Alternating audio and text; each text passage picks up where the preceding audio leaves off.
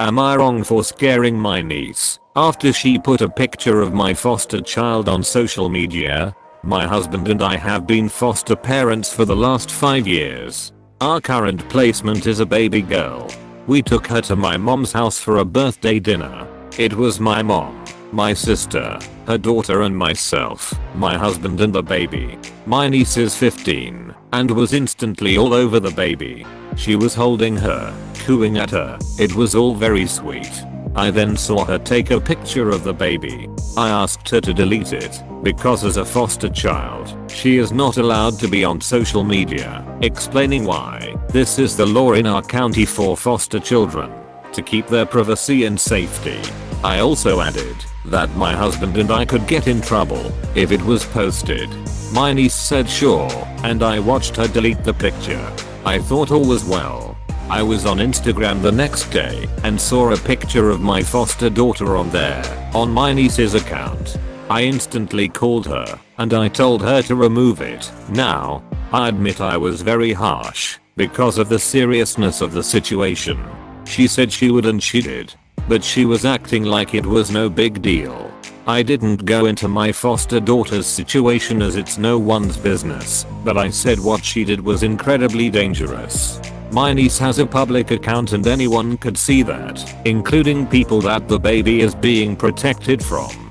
I said she also could jeopardize the baby in being in our home if they found out we were letting people we knew post pictures. My niece got scared, apologized profusely and we ended the call. Well, apparently she cried for an hour, worried that we would lose the baby or the baby wouldn't be safe. My sister is pissed at me, saying I didn't have to be so harsh and that my niece is just a child. She said I should have gone through her. Was I a butthole?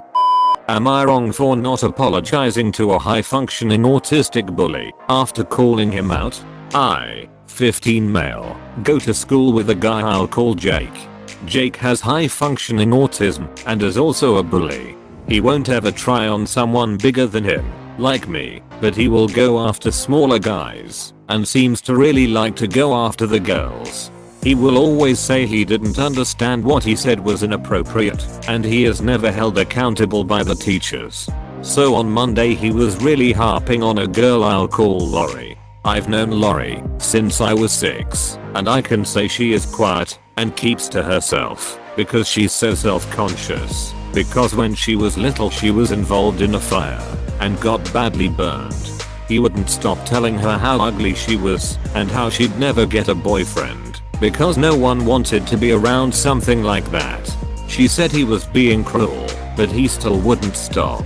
Lori started crying and our teacher tried to say he probably just didn't understand what he did, and I blew up. I said it was ridiculous that everyone kept giving him a pass to bully people because they're afraid of upsetting the autistic kid. Well, I wasn't, and there was no way he didn't know it was inappropriate to call her ugly and continue insulting her even after she told him he was being cruel. He's a bully. Him having autism doesn't make him any less of one, and it was ridiculous to expect others to just get bullied to spare his feelings. The teacher gave us both detention and Jake is trying to play the victim, but I made it clear he was just a bully and I have no tolerance for bullies. The rest of the week, no one would talk to him or associate with him, and now he's blaming me for ruining his life. His mom called my mom yesterday and asked me to apologize. I won't, and now she's upset and says I'm bullying her kid.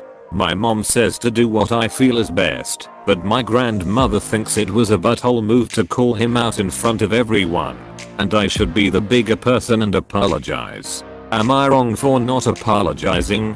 TLDR. High functioning autistic kid bullies other and made a girl I know cry. I called him out and refused to apologize for it. Am I wrong for attending a party even though I was only invited as a pretty face? Last month I, 25 female, got surprisingly invited to an exclusive party that entertained a bunch of tech and creative people who were killing it in their industry and are important clients of my company. The invite came as a surprise because many of my colleagues, who have been working in the company way longer than me, did not receive an invitation. I was told by a good friend of the CEO, who throws these parties, that the reason I'm most likely invited has less to do with my work and more to do with the fact I'm a good looking woman and he wanted a few pretty faces around. At first, I was furious and didn't want to show up, but then I decided duck it. I figured it would still be a great event to network and to build those LinkedIn connections, so I went. In the end, I managed to partner up with a few of these suits and basically created a role for myself within their companies. When my sister heard of this, she got mad. She said I shouldn't have gone, and what I did was morally wrong. She thinks I supported misogynistic behavior and says I should have gone to human resource. I don't think I did anything wrong. I use this invite as an opportunity to advance my career and I don't feel bad about it. Am I wrong for this? Am I wrong for embarrassing my friend's boyfriend in front of everyone? This happened a while ago, but let me see what the judgment would be. My friend had been dating this guy for a couple of months now. She wanted to introduce him to our friend's circle and we arranged a dinner/party at my place. He seemed a little pretentious but overall nice. Few drinks in, and things started to get weird. We work in similar fields and I think he got a little competitive. Everyone were either talking or dancing, but he kept wanting to talk shop. We were having a discussion about application security and we had different views. It would have been a fun discussion, except he kept interrupting me every time I tried to say something. I tried to quote a journal to support my point and said, "Did you read the paper about XYZ?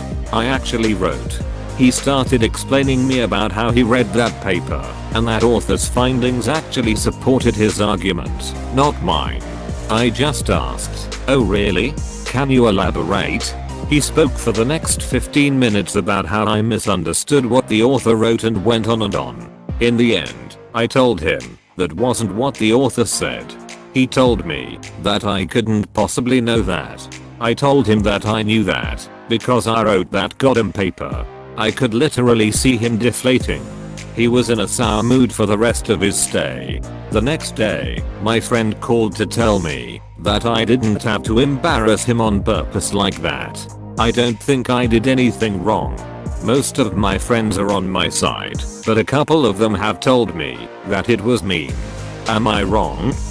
Am I wrong for planning to go to the funeral of the man who essentially saved my life in prison? I spent 6 years in prison and I have been out 8. When I was in prison, I met a man, Scott, who had already been in there for 15 years. He was very much respected by most of the prison and almost everybody left him alone. For some reason, he ended up taking a liking to me and he helped me navigate the prison scene and gave me some really good advice on how to stay out of trouble. He essentially became the father that I never really had, without sounding too corny. The prison that I was in was super rough, and without his advice I don't know that I would have made it out. He got out just before I did.